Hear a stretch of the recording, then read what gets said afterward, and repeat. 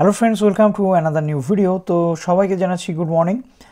PG admission related বিভিন্ন matter নিয়ে অনেকের মনে এখনও প্রশ্ন রয়েছে এবং রেগুলার এবং ডিস্টেন্স পিজি নিয়ে অনেকের কনসার্ন রয়েছে, কেননা অনেকে এখনও অ্যাডমিশন নিতে পারেনি। রেগুলারের ক্ষেত্রেও তেমনি রয়েছে, আবার ডিস্টেন্সের ক্ষেত্রে রয়েছে তেমনি। তো অনেকেই প্রশ্ন করেছে লাস্ট কয়েকদিন ধরে যে দাদা ডিস্টেন্স অ্যাডমিশন এই সময় কোথায় কোথায় হচ্ছে, বা রেগুলার অ্যাডমিশনের কি কোনো চান্সেস আর রয়েছে কি নেই। তো ডিস্টেন্স অ্যাডমিশন এখন কিন্তু বর্ধমানে হচ্ছে এবং কল্যাণীতে হচ্ছে এবং রবীন্দ্রভারতীতে হচ্ছে। কবে কোথায় লাস্ট ডেট সেটা এই ভিডিওতে বলে দেবো। এবং যারা রেগুলার পিজিতে অ্যাডমিশন নিয়েছেন কিন্তু অ্যাডমিশন ক্যান্সেল করাতে চান, ইউনিভার্সিটি ওয়াইজ কিন্তু নোটিফিকেশান আসা শুরু হয়ে গেছে। আপনারা চাইলে এখন কিন্তু অ্যাডমিশন ক্যান্সেল করাতে পারবেন।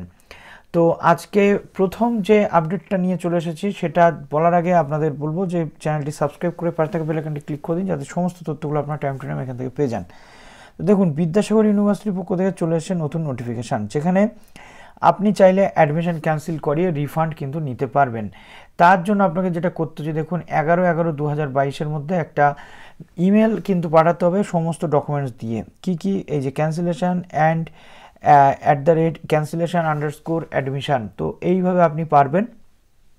প্রথমত আপনাকে যেটা ডকুমেন্ট সেন্ড করতে হবে সবটা অনলাইনে হবে, scan copy of hand written, অর্থাৎ আপনাকে নিজে হাতে একটা অ্যাপ্লিকেশান লিখতে হবে যে কেন আপনি এই অ্যাডমিশনটা ক্যান্সেল করাচ্ছেন, বা আপনি বেটার অপশান বা আপনি হায়ার স্টাডিজ অন্য কোথাও বেটার অপশান পেয়েছেন বলেই করাচ্ছেন, সেরকম লিখে একটা অ্যাপ্লিকেশান আপনাকে করতে হচ্ছে। তারপরে রয়েছে first page of the application form attested, অর্থাৎ অ্যাপ্লিকেশান ফর্ম যেটা ফর্ম ফিল আপ করেছিলেন তার একটা সেলফ অ্যাটেস্টেড কপি সহ ফার্স্ট পেজ দিতে হবে। অ্যাডমিশন পেমেন্ট যেটা করেছিলেন সেটা স্লিপ, সেলফ অ্যাটেস্টেড কপি।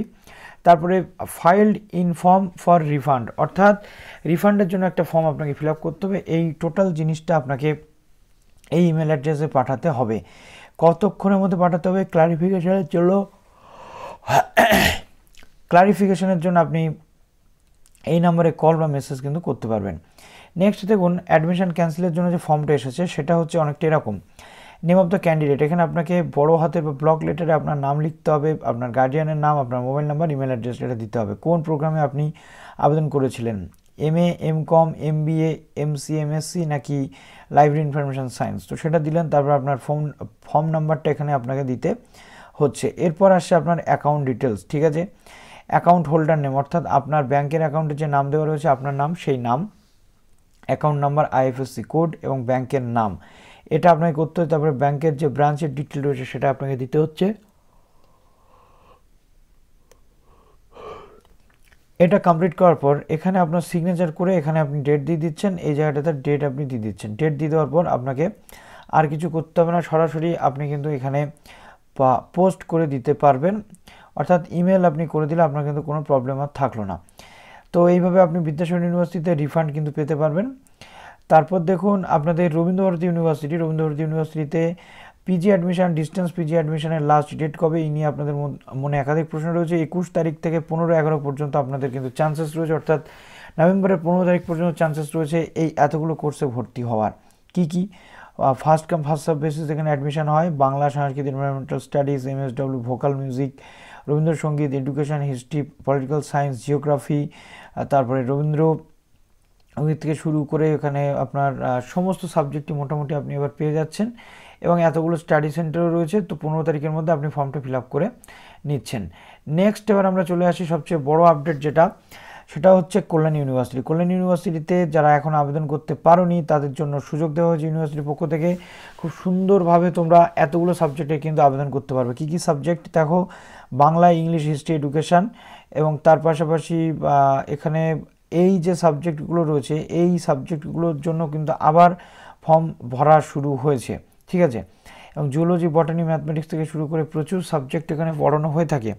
তো 4টে সাবজেক্টের জন্য এখানে দেখতে পাচ্ছি মূলত এই ফর্মটা কিন্তু দেওয়া হয়েছে।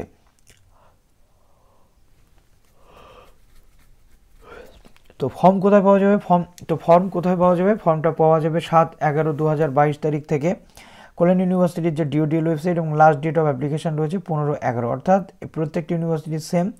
এখানে বর্ধমান ইউনিভার্সিটি থাকলেও সেম হতো। বর্ধমান ইউনিভার্সিটি যদিও ডিস্টেন্স অ্যাডমিশন প্রক্রিয়া শুরু করে দিয়েছে।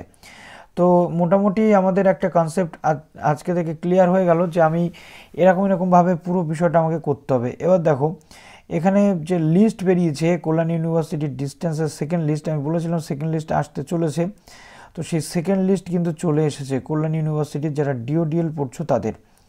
তো দেখো আমি তোমাদের একটুখানি দেখিয়ে দিই। দেখো জাস্ট সেকেন্ড লিস্টের কোন কোন স্টুডেন্টের নাম লেখা রয়েছে আমি তোমাকে বলে দিচ্ছি। দেখো এখানে